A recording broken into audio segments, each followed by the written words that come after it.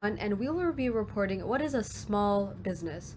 So starting off with our team, we have Al Keating, Ed Lorino, Shannon Matiga, Joshua Wanuwiki, Cindy Orovets, Maria Paradella, Yvonne Reviliesa, Caroline Sedusta, and lastly, Benedict Ulip.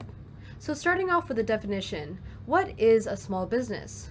The U.S. Department of Commerce considers a business small if it has fewer than 500 employees. But, on the other hand, the U.S. Small Business Administration, SBA, regards some companies with as many as 1,500 employees as small, but only if the business has relatively low annual revenues. A small business is independent, that is, not part of a larger business, and relatively little influence in its market. An example of a small business is locally owned and operated restaurants, dry cleaners, and hair salons. Good day, everyone. My name is Cindy Orovets, and alongside with me will be Mr. Lorino and Mr. Giting in reporting the importance of small businesses. So, this is basically measured by the contribution of small businesses in terms of its impact on key aspects of the U.S. economic system, including job creation, innovation, and their contributions to big businesses. This will be elaborated later on. Starting off with the first importance of small business is that it enables job creation. So small businesses are an important source of new and often well-paid jobs, and they have also accounted for around 40% of all new jobs in high technology sectors of the economy. Small firms or small businesses often hire at a faster rate, but they also tend to cut jobs at a higher rate. However, relative job growth is hard to predict as a small business can rapidly expand and cease from being small. One great example for this is when Dell Computer launched, it only had one employee in 1984, which was Michael Dell himself.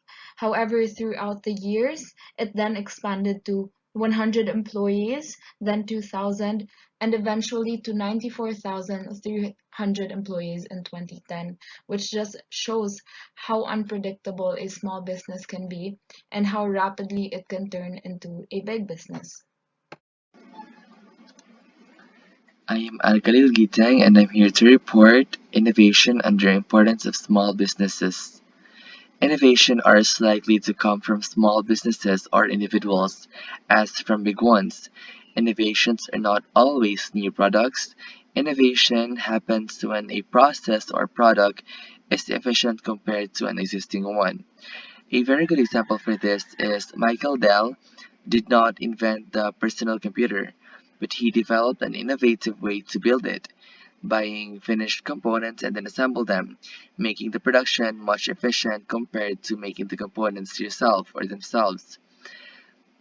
An innovative way to sell it also is done by Michael Dell by directly selling them to consumers. Before it was through telephone and now with the existence of the internet is utilized in selling those computers.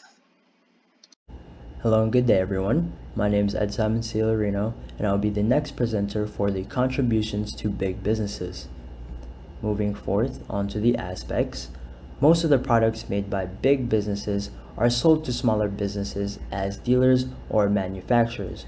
So for example, most car dealerships that sell Fords, Toyotas, and Volvos are independently operated.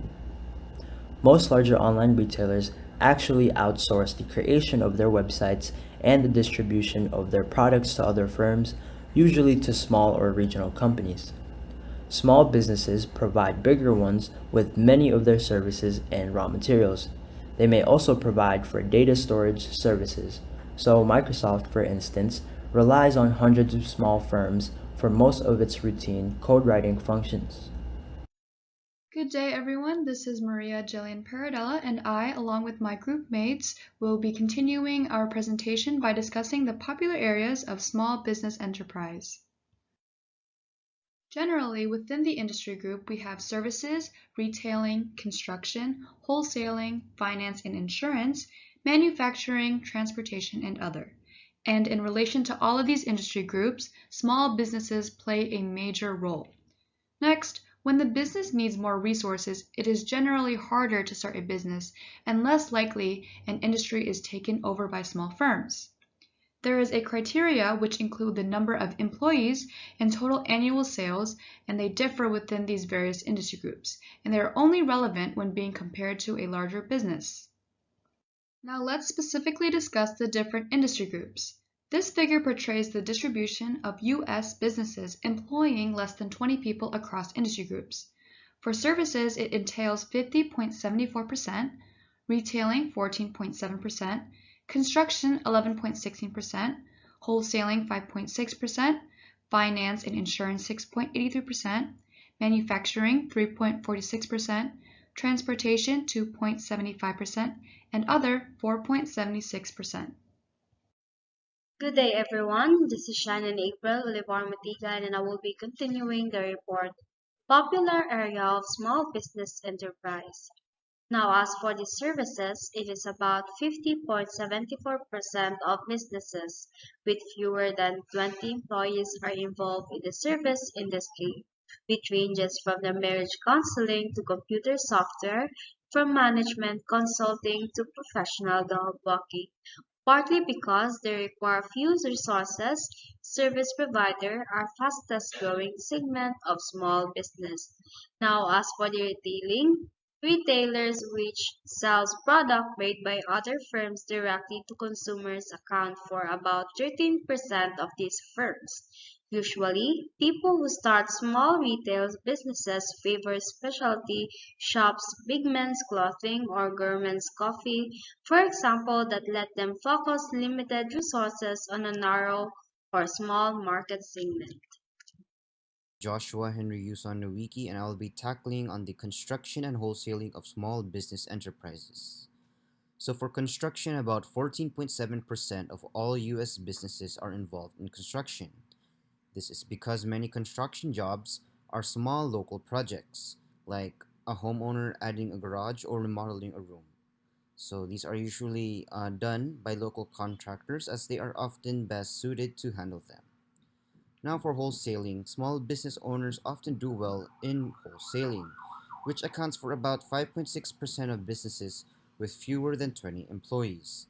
Wholesalers buy products in bulk from manufacturers or other producers and store them in quantities and locations convenient for selling them to retailers. So, moving on to financing and insurance. These are affiliates of or agents for larger national firms. Small locally owned banks are common in smaller communities and rural areas. Hello everyone, my name is Derek Uleb and I'll be reporting for the manufacturing part. So for manufacturing, when small enterprises engage in manufacturing, a variety of manufacturing processes are applied. These are flexible manufacturing, continuous manufacturing, intermittent manufacturing, and custom manufacturing. For flexible manufacturing is very well suited to the needs of a small producer. A variety of computer numerical operate, which we call CNC. Systems control the equipment used in flexible manufacturing. This is often referred to as contract manufacturing. Production is based on robotic cells rather than manufacturing personnel, allowing the business owner to adjust the products manufactured in response to consumer or market needs. Next, for continuous manufacturing. Continuous manufacturing is a process that can be used by small enterprises that create a single product. The method is essentially an assembly line that produces a single final product rather than a multitude of items or products made to order for a customer. Next, intermittent manufacturing. If a small business is planning to create comparable products, they can use an intermittent manufacturing approach. Businesses that produce things that are similar in nature but differ in some way are good candidates for intermittent manufacturing. Lastly, we have custom manufacturing. Custom manufacturing is a popular strategy among small enterprises.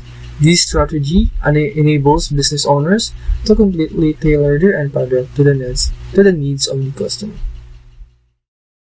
Good day, everyone. I am Ms. Yvonne Herrera Villasa, and I will continue the report for popular areas of small business enterprise.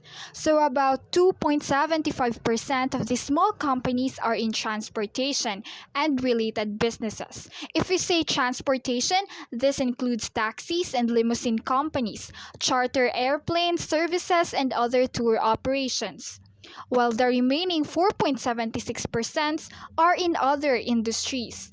This consists of small research and development laboratories and independent media companies like startup web channels, small town newspapers, and radio broadcasters. That ends our report for popular areas of small business enterprise. Thank you so much for listening.